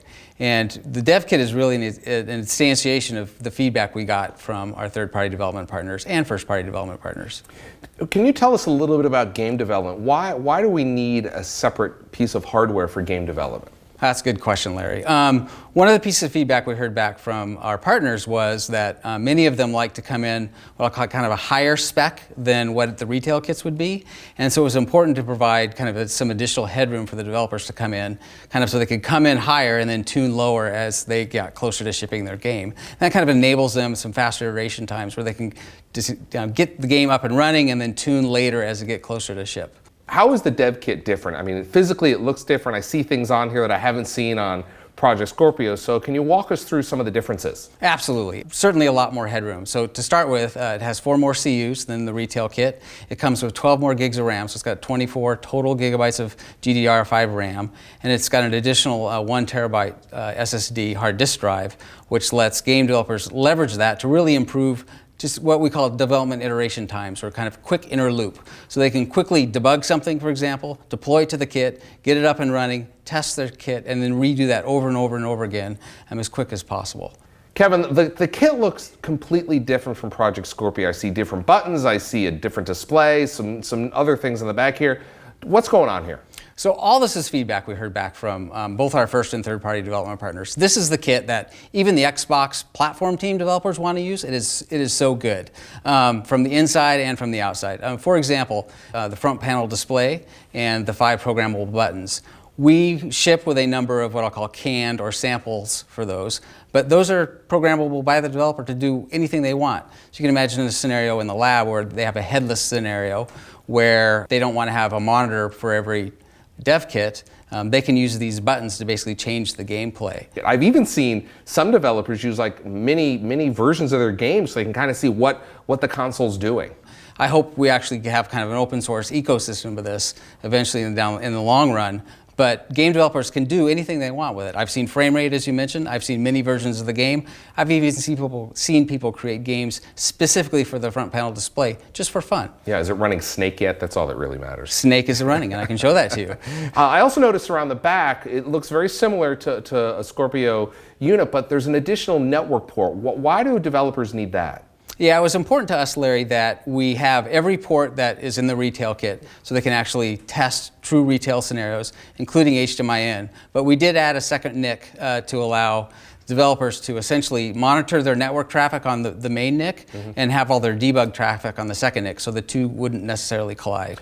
Kevin, one thing about the consoles is you can now stack them, and that may not sound like a big deal, but it actually is to developers. Yeah, that was really actually hard for the hardware engineering team because in previous dev kits, the airflow and the cooling was actually through the top, making it impossible for game developers to stack these unless they actually created, and I've seen this in a few studios, some level of kind of buffer between the dev kits. Like a riser. Exactly. I've been to game studios where I've actually seen Legos kind of in between the two dev kits. So that was a piece of feedback we heard, and we changed the way the airflow comes in. So it basically comes in the back and out the sides, and that allows the kits to be stacked 10 high. So for example, Turn 10 Studios has a great lab setup, and you just go in there and they have tons of Xbox dev kits stacked up to 10 high with only one monitor kind of controlling all of them. Kevin, I want to talk about Dolphin. For those of us that have been in the Xbox team for a long time, it's a major moment when Dolphin appears on the console. Can you give us some history of Dolphin and how it appears on this XDK? Absolutely, Larry. Dolphin has a lot of sentimental value for me. As we start a project, one of the first things we actually start to implement is Dolphin on console, and we've actually done this since the original Xbox. We've done it for the original Xbox, we did it for Xbox 360, we've done it for the original Xbox One, and now we've done it with Project Scorpio and its development kit. It's a way of bringing up the graphics subsystem and proving out some of the timings and performance we want in a kind of a neat, fun way, which you'll actually see in a minute because we actually have Dolphin hooked up with the front panel display on the dev kit. We actually can add dolphins, delete dolphins, just do wireframe dolphins. You'll see it in a couple minutes. Kevin, I also noticed there's this additional piece of hardware hanging off the back here. What is that for? That's what we call the Xbox transfer device. And one of the pieces of feedback we heard from our partners was iteration times are super important. And part of that iteration time is kind of deploying your build from a PC to the console. And what the Xbox transfer device facilitates is speeds up to 450 megabytes a second. So deployment can actually happen in less than 4 minutes. Where traditionally, without that device, it would take for a full build potentially up to 20 minutes. So it really helps them iterate quicker on their game title. Sounds like you checked a lot of boxes for developers, and that can mean really one thing, which is great games coming to Project Scorpio. You got it, Larry. You're absolutely right. Feedback so far, as we've sent dev kits out to our partners, has been fantastic, and I can't wait to see what they have at E3. I got to tell you, it was great to see what we're doing for developers with the Xbox One X, but now let's see what we're doing for fans. Joining me now to talk about all things Xbox One X is Albert Penello, who has been a part of every single Xbox launch since the beginning. You've been here longer than I have. I have been here since a year before we launched the first console, that's right. Wow. You don't look an age, you don't look a day over 29. Well, it's my 22nd E3, so that would have put me pretty young starting on Xbox. Albert, one of the pieces of news that came out last week was the extra RAM. Tell us about the extra RAM that we unlocked for our developer partners. So we have 12 gigabytes of GDDR5 memory in the console in total, but that has to run both games and the system software. Yeah. We had originally planned on releasing 8 gigabytes of RAM for games. We've increased that based on developer feedback to 9 gigs. Right. Which basically means we have as much memory for games in Xbox One X as any other system has in total. Wow, now the graphical power, we've talked about that, of the Xbox One X is insane. We know it's going to have 6 teraflops of graphical power, but break that down. What does that mean to me? What does it mean to a gamer? I mean, I kind of know what it means. More power. Look, I don't know what a teraflop is. Right. We've got 6 of them. Wikipedia will tell you that. It's a lot of them. Look it up. Yeah. It's a measurement. It's a measurement of power, just like watts. It's basically how many trillions of floating point operations per second the GPU can calculate. Right. That means something. Okay. It means great games. Now, one of the cool parts about it, of course, all of your Xbox One peripherals are going to work with Xbox One X, correct? 100%. It's part of the Xbox One family. All the games, all the accessories that you own, plug right in. Works great. Now, one of the things that I want to talk about are load times. Games load faster on Xbox One X. They will. One of the things we had to think about when you're moving to a true 4K system with the level of resolution and detail and textures that you're going to be able to provide is load times. We know it's something that gamers care a lot about. So we actually included a 50% faster hard drive in Xbox One X than on the current consoles. What that means is that 4K games will actually load a little bit faster than a 1080p version, but if you're using your existing games, your 1080p games will load significantly faster in some cases than they do on the console you have today. Yeah, I mean, I can tell you that because I've been testing. I know you've been testing it at home, and it's awesome. It is. It's great. I love the fact that right out of the gate, your games will load faster. If you have games with dynamic resolution or dynamic frame rate, those games will be running at their maximum performance. Better texture filtering in this box. Everything you own right out of the gate is going to look and play better than what you've had before. And then, of course, we announced all of the upcoming enhanced titles that are going to take advantage of the graphical capabilities. Now, for those of you that don't know, Albert Penello is on Twitter, at Albert Penello. Yesterday you mentioned on Twitter that with Xbox One X you can play against all 3 generations of Xbox. Tell us about that. That's kind of crazy. Look, we've got ninjas. I don't know for a better word than to call the guys that do our back compat program the ninjas. Right. Anybody who's played a 360 game on Xbox One X has seen that in many cases the frame rates are better, the games look better. So not only are they going to apply that to the original Xbox games when they release later this year, they actually have System Link working back in Redmond with an original Xbox, an Xbox 360, an Xbox One, and an Xbox One X, all system linking, one disc, same disc, put them in each console. You can have your old school LAN parties again with your OG Xbox games. I challenge you to try that with any other system. All right, Albert, do you mind if we take a question from the community? Go for it. All right, here we go. All right, last question. Hellspawn REI wants to know, what kind of sorcery did Albert use to make the Xbox One? Because I know you make these all by hand, Albert. My fingers are killing me. Yeah, I know. That's all I can tell you. The spell casting that had to go. Look, it's not magic. Yeah. It's a lot of hard work from a lot of really talented people that care about developers, they care about gamers. They wanted to make sure that our fans are playing the best versions of games on the Xbox. It's this thing right here. It's a lot of hard work, a lot of love for the fans. Now, what I want to do is, we have done, over my career, we've done a lot of unboxings. Tomorrow, we have something very special for you on the show. We're not going to unbox it. We're going to take it apart and put it back together. That'll be on tomorrow's show. Anyway, Albert, thanks so much. The Xbox One X joins the Xbox family on November 7th. One of the biggest indie surprises from yesterday's briefing was the psychedelic world of Artful Escape. So if your mind is still reeling from your first viewing, it's time to take another look.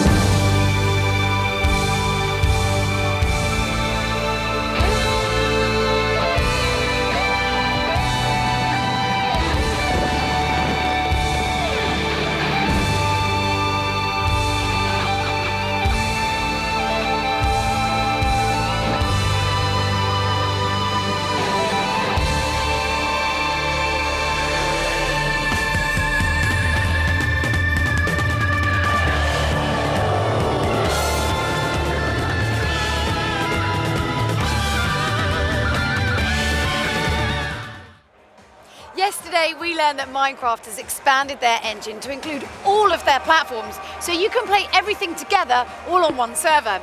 And they also unveiled a Minecraft facelift in the super duper graphics pack. Here to tell us more about Better Together are Jens and Zach. So hi guys, how you doing?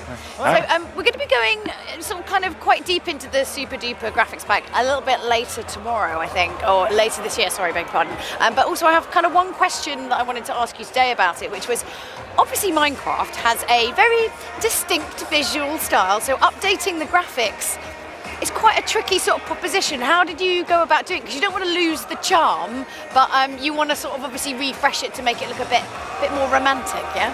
Yeah, our team has done a fantastic job of, they have been trying to make like, how can we make Minecraft look in the most like awesome looking way with all like shaders and such that only been on Java Edition previously, but while keeping it true to like the lush colors of Minecraft. But also the Super Duper pack is a texture pack for people to enhance their the visual appearance of the game, but they can always return to the vanilla look.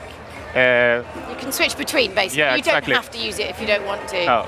But it does look beautiful. I mean, like, you know, for me, Minecraft has that kind of romantic charm, and I certainly feel like it captured that. You know, those beautiful sunsets, you know, when you're kind of flying around, so it looks really great. I mean, how do you feel like it's going to... Do you think it's going to add sort of to the player experience now, just having that extra bit of, you know, shiny 4K-ness? Yeah, definitely. It's like Minecraft has been around for such a long time, and now this gives people a fresh look of things they've built. Like they can re-experience the game in one sense. So I think definitely yes, yeah. So talk to us a little bit about Better Together. Like, what can we expect from this? Well, lots of new stuff. Yes. Lots of new. Come on, I think the biggest thing is the crossplay. Yeah. Like for us, like our vision is to unite all Minecraft players and have them all play on the same version and be able to play with each other. Yeah. And the Better Together update brings consoles together with PC players on Windows 10 and all our mobile players, including VR, by the way. Yeah. Wow. So it is Xbox One and Switch playing with everybody else. And that gives you access to, at the same time, servers, marketplace, and realms.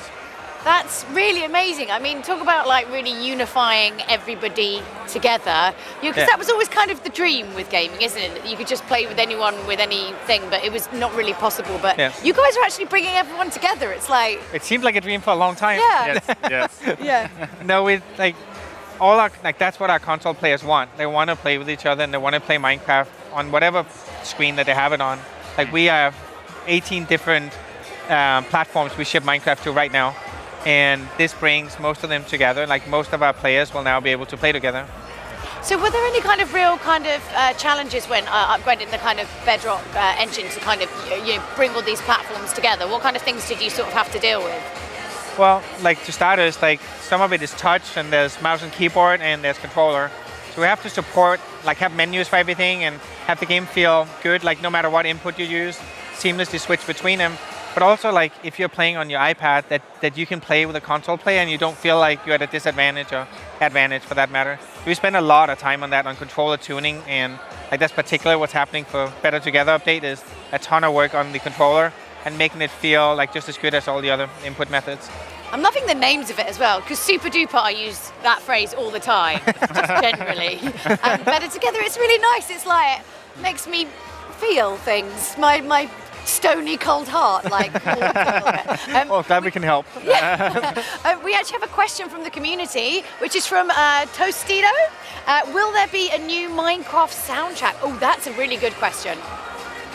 Oh. Can you talk about it? Is there one? Like. Well, we expand all the time. Yes, and I think I actually think C418, who did the original soundtrack, is working on a new set of songs, Minecraft songs, and also we're working with Gareth. Help me out. Oh, I don't remember his last name. Yeah, who is making the music for our themed. Texture packs and also our mini games, and he has also done the music for Ori and the Blind Forest. I mean, the music is such an important stuff. Like even just watching, like when they're kind of playing stuff out. I listen to like C418, like to the soundtrack. If I have a lot of things to do in London, which is quite stressful, I listen to that and it just stops me like rage commuting to other people, because it just takes me back to being in Minecraft where everything's okay, I know what's going on, I know what's happening. You'd be proud to hear that. Yeah. I think we're doing the the super duper graphics pack is particular to upgrade the visual, and we have the same thoughts around sound, that to somehow enhance people's experience with sound and give people more options. Yeah. Is an important thing. We just haven't quite gotten to it yet. I have Googled how much hand pans cost, because obviously that's quite the kind of seminal instrument, right? The hand pan. They're very expensive, but I really just want one. Yeah. I really want one just because of Minecraft. It's not a thing you pick up on Craigslist. No. Anyway, so thank you so much to Jens and Zach. We got more Mojang folks back later to talk a little bit about PvP. And now, if you love fighting the undead with your friends, I mean, let's be honest, who doesn't? Let's take a look at 4-player zombie co-op State of Decay 2.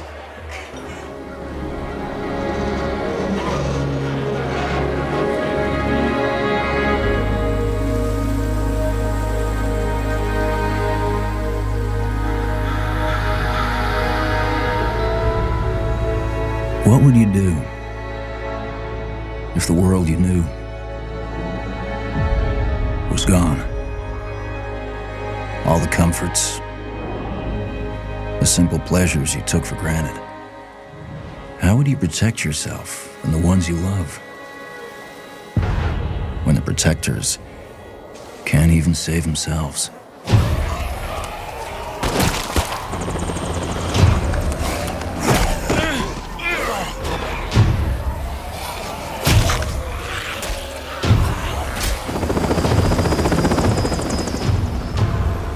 Pulling out.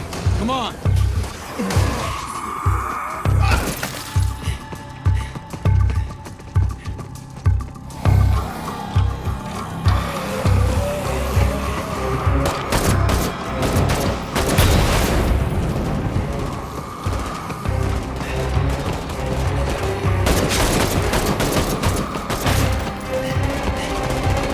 Last truck.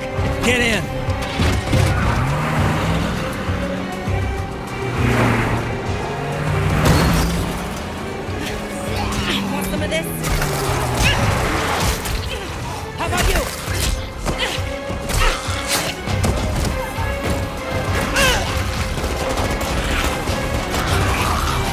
How will you decide who belongs? Thanks. I owe you.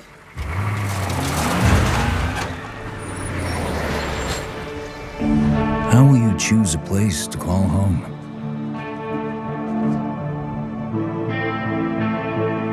How will you build it?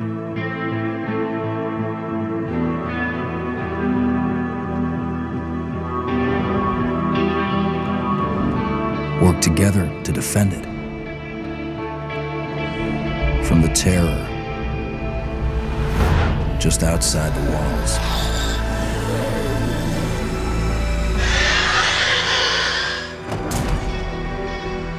When you get hungry, cold, what risks will you take? What mistakes will you make? When the only family you've got is about to tear itself apart, will you end a life? Wait. Or save it? Please. This is our only one, but we need everybody we've got.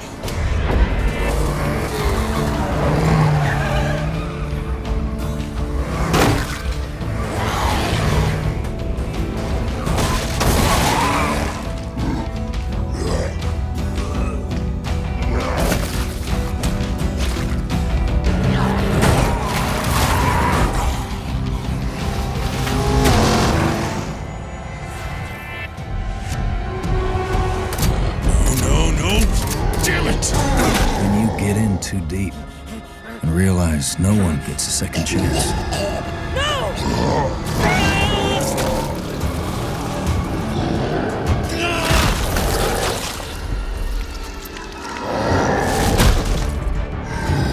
How will you find the strength to carry on?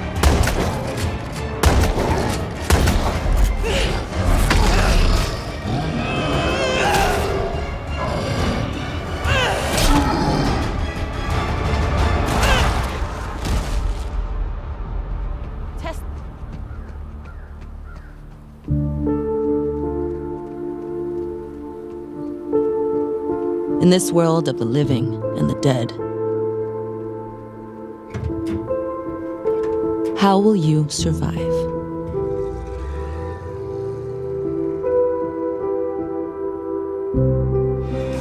Hey guys, we mentioned at the top of the show that those of you watching on Mixer would be eligible for some free goodies, and we did not lie. We did not. Yes, we've been playing on the Xbox One here at E3 and the new, obviously, Samsung QLED 4K TV. And if you haven't already upgraded your TV to a 4K model, we do have a little bit of good news. Each day of E3, one person watching this show on Mixer is going to get one. That's right. Remember that you need to be logged in with your Mixer account and watching the Mixer/Xbox stream to be entered to win.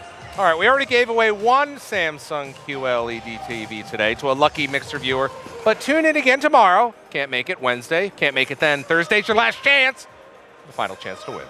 Good luck. Well, that is it for today's show. I'm sad that was a lot of fun today, but don't worry, this is only the beginning. We have so much more for you all week long.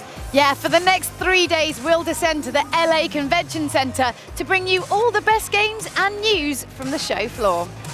And we've got so much more for you tomorrow when the doors of E3 open, so come back on Tuesday for more live gameplay from Crackdown 3. You'll see an Xbox One X built in front of your eyes, and the Force will be with us when we check out Star Wars Battlefront 2. All right, thanks for watching Xbox Daily live at E3, and we'll see you tomorrow. Bye-bye, everybody. Bye.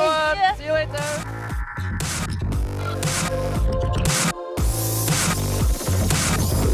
Product not yet rated.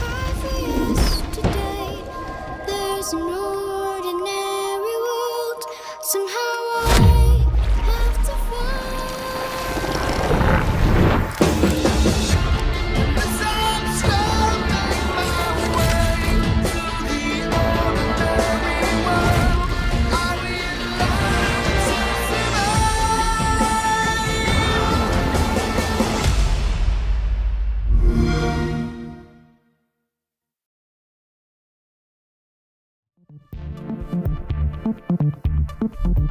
Thank you.